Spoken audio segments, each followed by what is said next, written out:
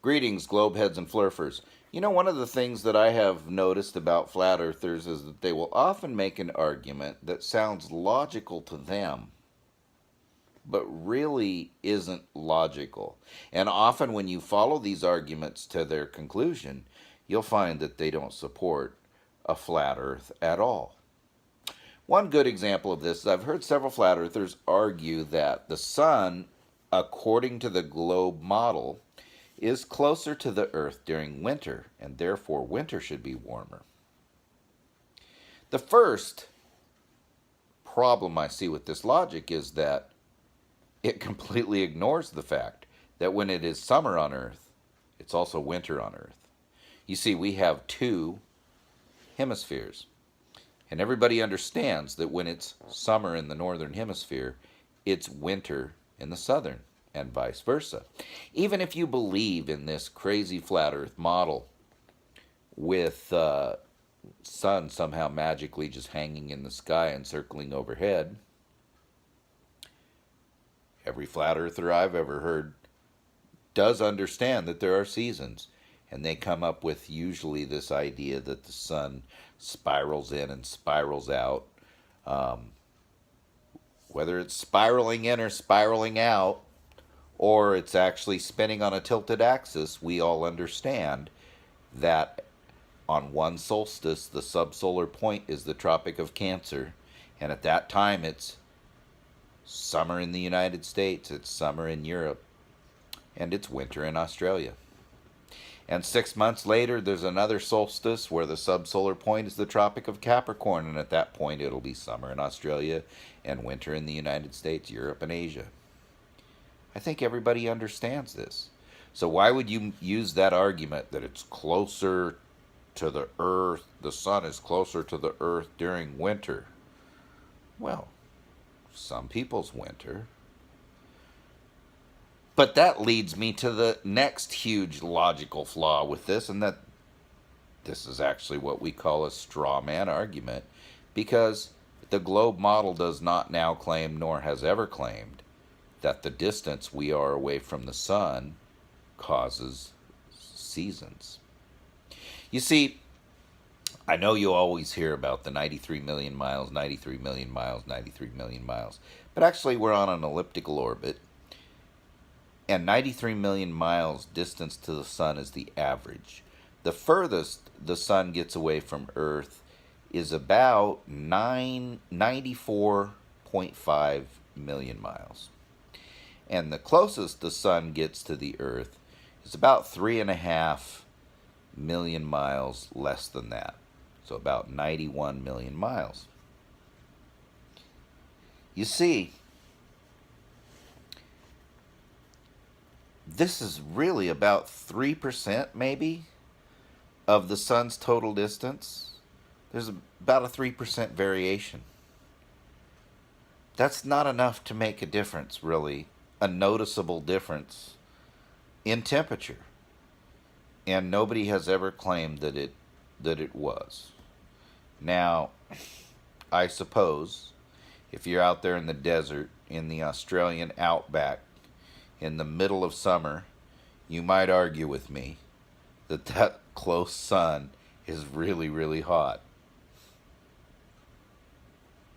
Perhaps.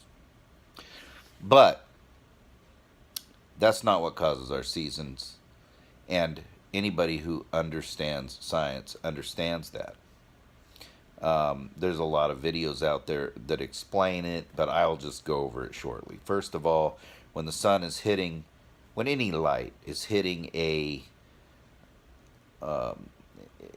spherical object directly, a higher percentage of that light is hitting a certain area. If you shine that same light on the sphere at an angle, one beam of light is spread out over a larger area. This is how the sun works. The sun's light is spread out over a larger area when it comes in at a 45-degree angle, and so each square mile of surface does not get as much solar radiation as it does when the sun is hitting it directly. Also, when the sun is lower on the horizon, it's shining through more atmosphere. And so there's more things blocking it as well. These things cause the seasons and not the distance that we are from the sun. But this to me is the number one reason why this flat earther logic fails. Imagine for a second that you are some, I don't know, Illuminati, Freemason, Jesuit Jew, I don't know, whatever. And you're making up the big scheme to fool all the people. All these people on the flat plane need to believe somehow that they live on a globe. Now, if the globe doesn't exist, if the sun is not in orbit around, or the earth is not in orbit around the sun, then you're just going to totally make up these numbers to give people. So why would you even make up an elliptical orbit? If the whole thing was fabricated in order to fool people, why would you throw in the fact that in the northern hemisphere, where 90% of the population lives, that the sun is actually closer to the earth when that hemisphere is in winter? Why wouldn't you just say it's closer during the summer if that helped you fool people? Why would you actually make up a fake fact that confuses the very people you're trying to fool? You see, this argument that you're making, the logic of it goes against what you're trying to say. You're trying to say that the whole thing was fabricated to fool people. You would never fabricate a story to fool people and then throw things in there to make it more difficult to fool them. The only explanation, therefore, for this 3.5 million mile difference in the distance to the sun throughout the year is that it's not made up. There's no reason you'd make it up. Now, there's a whole bunch of arguments flat earthers make like this, where they're actually pointing to something that seems counterintuitive in the globe model as proof that the globe model is wrong. And every time you run into something counterintuitive, to me it just shows that it's not made up. The fact is that we live on a big, beautiful ball. It is tilted on its axis at about 23.4 degrees. It is rotating around the sun in a 365 and a quarter day, roughly, period.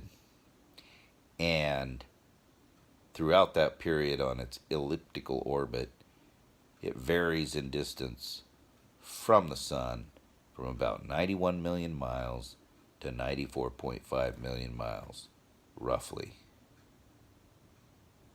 There is a lot of fun to be had on YouTube and a lot of fascinating things to see out there, but please don't fall for the snake oil salesmen that are trying to sell you this flat earth nonsense.